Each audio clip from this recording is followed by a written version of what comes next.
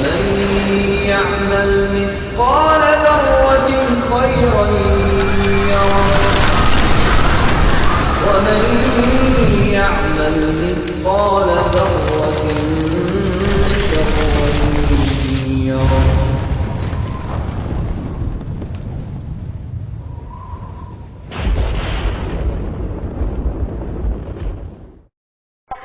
دعا کروں آئے اللہ میری ماں جب میں 6 سال کا تھا مجھے یہ دنیا چھوڑ کے چلی گئی، میں یتیم ہو گیا، میرا باپ میرے پیدا ہونے سے پہلے ہی چلا گیا. اے اللہ مجھے اجازت دے دے کہ میں اپنے ماں کے لیے جنت کی دعا کروں، اس کے لیے مغفرت کی دعا کروں. کون اجازت مانگ رہا ہے؟ جناب محمد رسول اللہ صلی اللہ علیہ وسلم.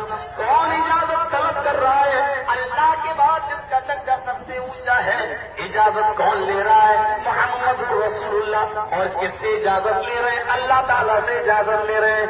حکم ہوتا ہے آئے محمد اپنی باؤنڈری کے اندر رہو، آئے محمد اپنی حد کے اندر رہو. آپ کو جتنی چیزیں دی گئی ہیں ان چیزوں کے اندر رہو. آپ کو اپنی کافرہ ماں کے لیے دعائیں مغفرت کی اجازت نہیں ہے. میں پوچھنا چاہتا ہوں آپ سے، مختار کل تھا اللہ نے سارے جنت اور جہنم کے خزانے اس کو دے رکھے تھے. وہ جس کو چاہے جنت میں ڈالے، جس کو چاہے جہنم میں بھیجے. تو پھر وہ اپنی ماں کے لیے اجازت کیوں لے رہا ہے؟ جب اللہ نے اس کو سارے خزانے دے رکھے ہیں اور ساری چیزوں کی اجازت دے رکھی ہے، تو پھر اس نے اللہ سے اپنی ماں کی مغفرت کی اجازت کیوں لی؟ ابو طالب اپنے چچا ان کے احسانات دے کر ان کے لیے دعائیں مغفرت کرنے لگے. حکم خدا بندی ہوتا ہے، اے محمد آج دعا کر دی آئندہ دعا نہ کرنا اپنے چچا کے لیے. تمہارا باپ تمہارا چچا ابو طالب حالت کفر میں مرا اور کافروں کے لیے میں بخشش کا پروانہ نہیں دے سکتا.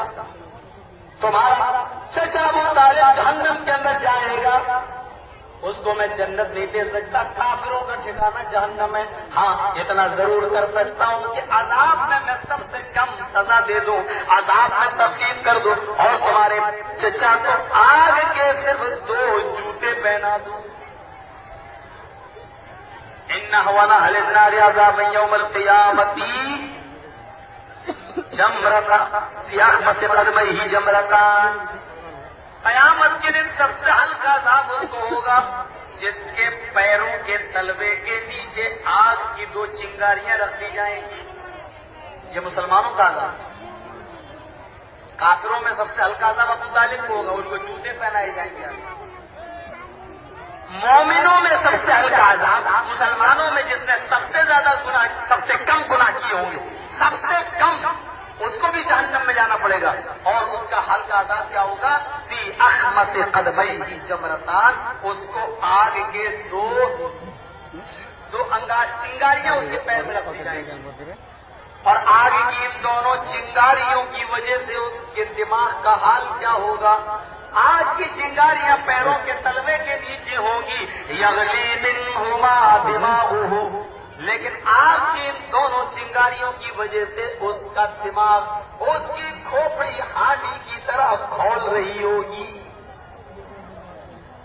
اور وہ آدمی یہ سمجھ رہا ہوگا کہ دنیا میں سب سے زیادہ عذاب مجھے کو ہو رہا ہے جہنم میں، اور مجھ سے ہلکا، مجھ سے زیادہ سخت عذاب کسی کو نہیں ہو رہا، حالانکہ اس کو سب سے ہلکا عذاب ہو رہا ہوگا. وہ سب سے ہلکے عذاب کا ہوگا. ان اهون اهل النار، اهون اس سے تفصیل ہے، سب سے سستا، سب سے ہلکا عذاب اس میں. اگر مختار گل ہوتے اللہ کے نبی تو اپنے چچا کے لیے دعا کیوں کرتے، بلکہ جنت میں داخل ہی کر دیتے. اب سنیے،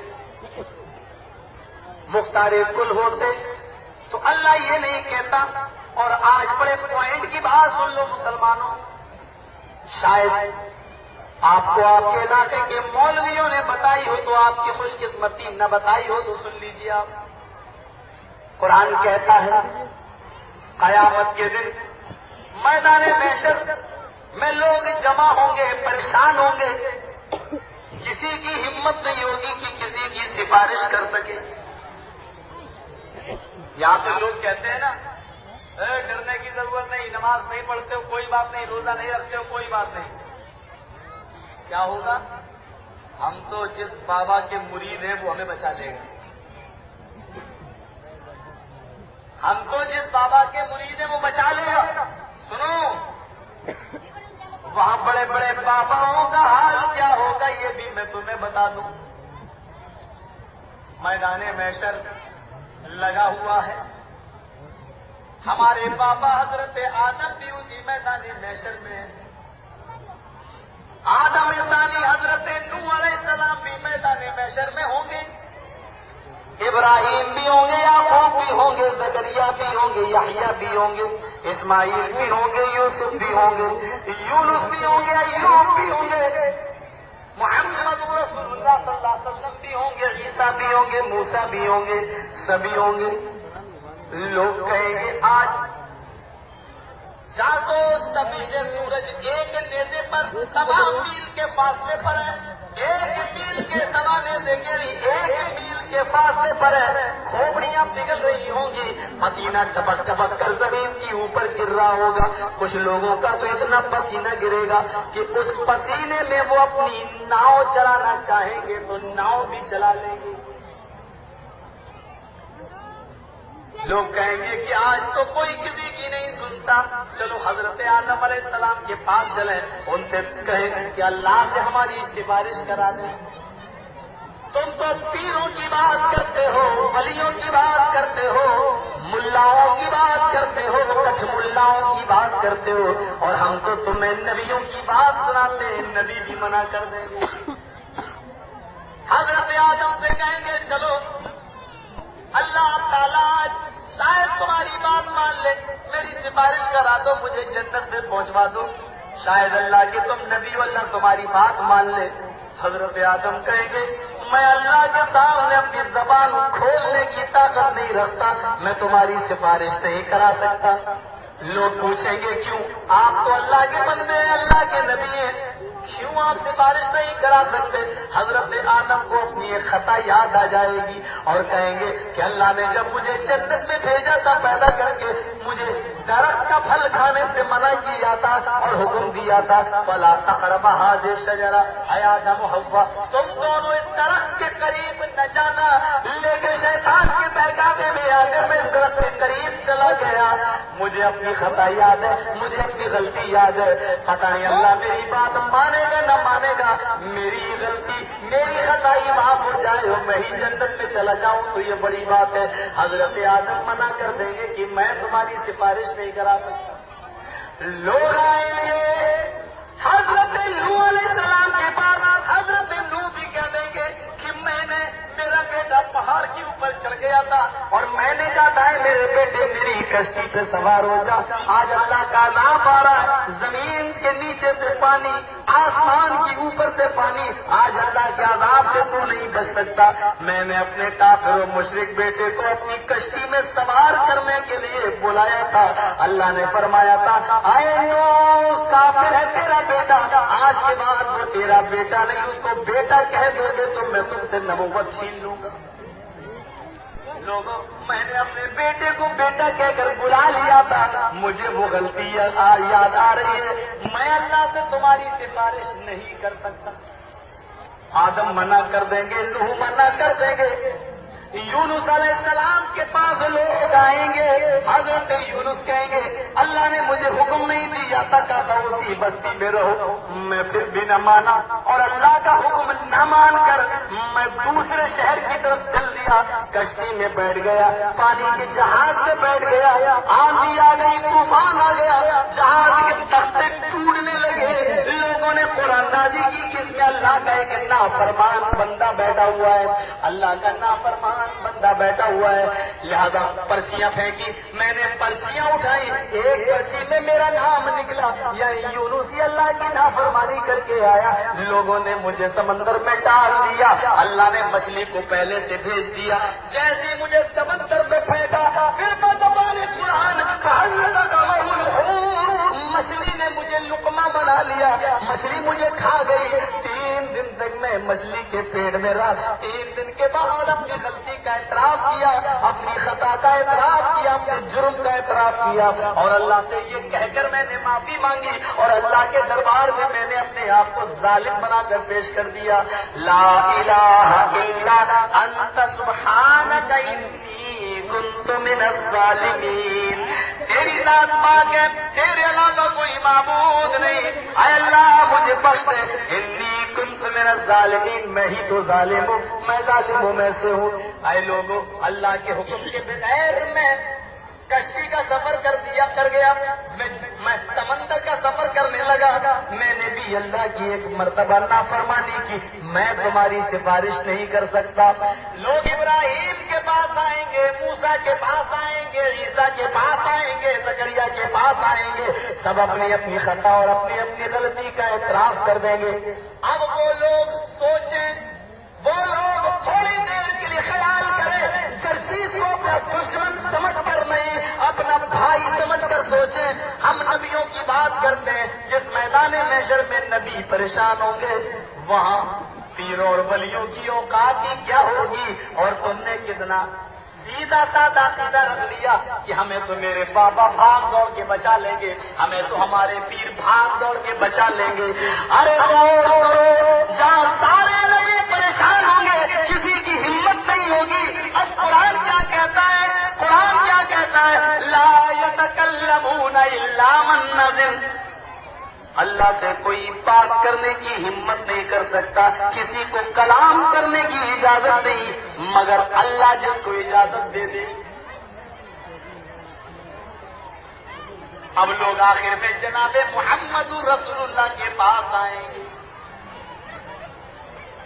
یہ پیغمبر تو آخرت میں منع کریں گے، لیکن نبی اکرم نے اس دنیا میں یہ کہہ کر منع کر دیا، یا فاطمہ بنت محمد انقذی نفسک من النار. اور میری بیٹی فاطمہ، دنیا میں تو جو چاہے مانگ لے، سلیمی ملی ماشے، لیکن قیامت کے دن میں تیرے کوئی کام نہ سکوں گا. لوگ اس ہستی کے پاس جائیں گے، فاطمہ کے پاس جائیں گے. اے اللہ کے نبی، ہم گناہگار ہیں، اللہ سے سفارش کر دیجیے کہ اللہ جنت کا مستحق بنا دے. اللہ کے نبی سب کو، جس کو چاہیں گے اس کو جنت میں لے جائیں، ایسا نہیں ہے. اللہ کے نبی اللہ سے اجازت مانگیں گے، میدان محشر ہے. غور کیجیے، لا یشفع عنده الا باذنہ.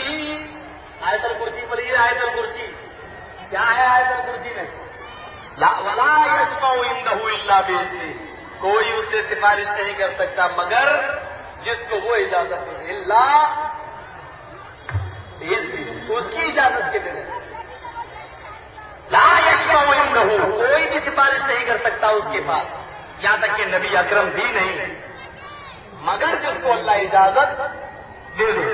اللہ کے نبی اللہ سے اجازت مانگیں گے، اللہ اجازت دے دے گا. اللہ کے نبی سجدے میں گر جائیں گے. بخاری کے حدیث کے الفاظ سنو، اللہ کے نبی سجدے میں گر جائیں گے، سجدے میں گرے ہوں گے. اللہ کے نبی فرماتے ہیں، میں اللہ کی حمد و ثنا تعریف بیان کروں گا، اتنی بیان کروں گا جتنی اللہ چاہے گا، اور میں اللہ کی تین الفاظوں میں تعریف کروں گا، یہ مجھے نہیں معلوم. اللہ میرے دل میں ڈالتا جائے گا اور میں اللہ کی تعریف کرتا جاؤں گا. وہ الفاظ کیا ہوں گے مجھے ابھی نہیں معلوم. قیامت کے دن اللہ میرے دل میں ڈالے گا، میری زبان سے نکلوائے گا. جب تعریف کرتے کرتے، حمد کرتے کرتے جب میں تھکنے لگوں گا تو اللہ فرمائے گا، ارفع رأسک یا محمد. بس اے نبی اپنا سر اٹھاؤ، اے نبی اپنا سر اٹھاؤ،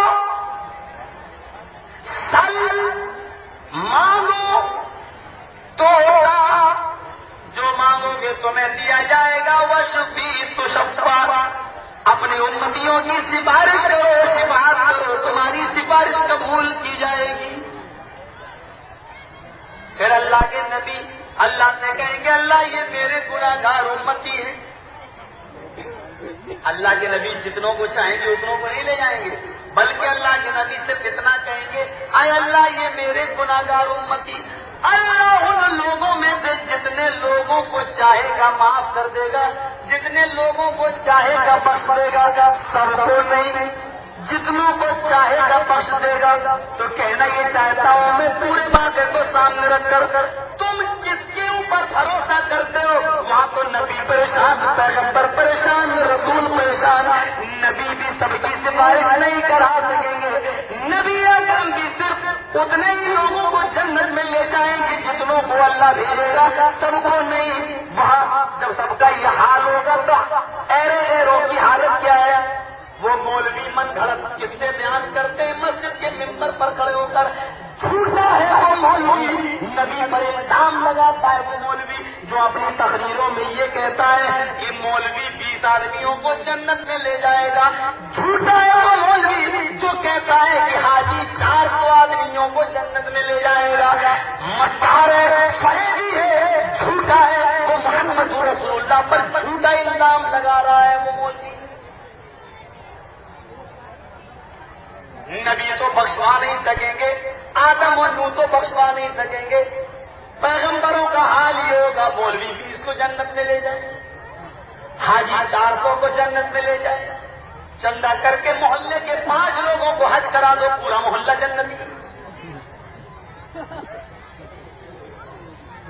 ایک گاؤں میں 200 آدمی، 2000 آدمی رہتے ہوں، 5 آدمی چھاڑ لو، 2000 کا گاؤں ہے، ایک حاجی 400 کو جنت میں لے جاتا ہے، 5 کو حج کراؤ، پورا گاؤں جنت میں۔ اب تو نماز جنازہ کی کرائے پہ پڑھی جانے لگی، نماز جنازہ کرائے پہ پڑھی جانے لگی ہے۔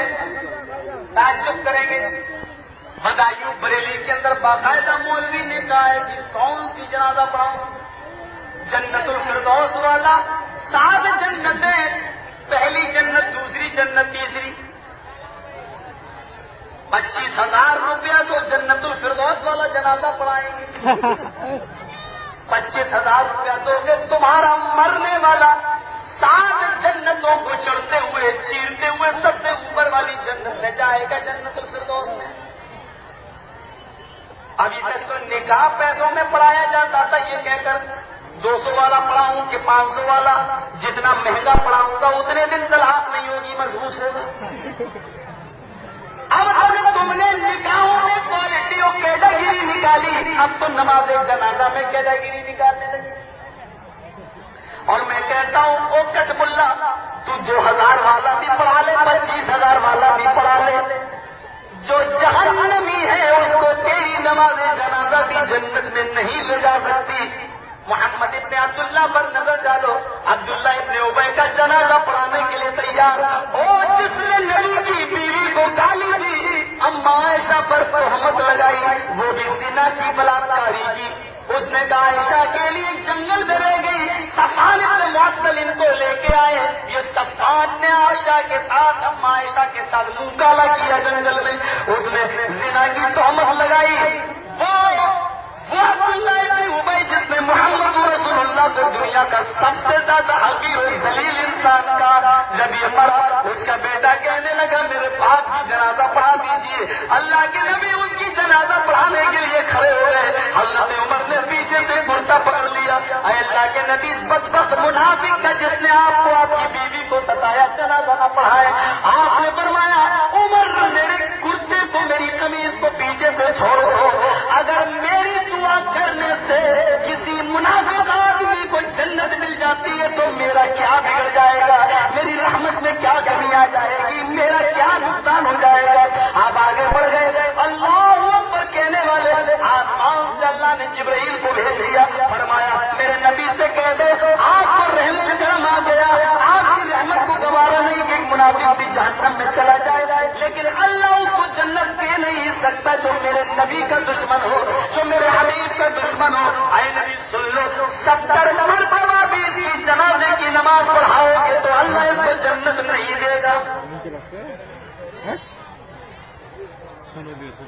اللہ کے نبی فرماتے ہیں کہ اللہ تو نے 70 مرتبہ کا اعلان کر دیا، اگر مجھے یہ معلوم ہو جائے کہ میں 75 مرتبہ اس کی جنازہ پڑھا دوں تو تو بخش دے گا، تو میں 75 مرتبہ اس کی جنازہ پڑھانے کے لیے تیار ہوں۔ جس کی رحمت للعالمین کا یہ حال ہے. میرے بھائیوں یہاں پر غور کرو، وہ مر گیا، آپ نے اس کی بھی جنازے کی نماز پڑھانے کے لیے تیار، لیکن نبی کو اللہ نے منع کر دیا. جو جہنمی ہے اس کو تم 25,000 کا یا 50,000 کا جنازہ پڑھا لو، تمہاری دعاؤں سے وہ جنتی نہیں ہو جائے گا، وہ جہنمی رہے گا. وہ تم کتنی قیمتی دعا کر دو. آج یہ کر رہا تھا اسلام دین تو یہ اسلام کی توحید ہے اور ہندو دھرم کی بھی توحید ہے. ہم ہندو دھرم کے اندر شرک دیکھتے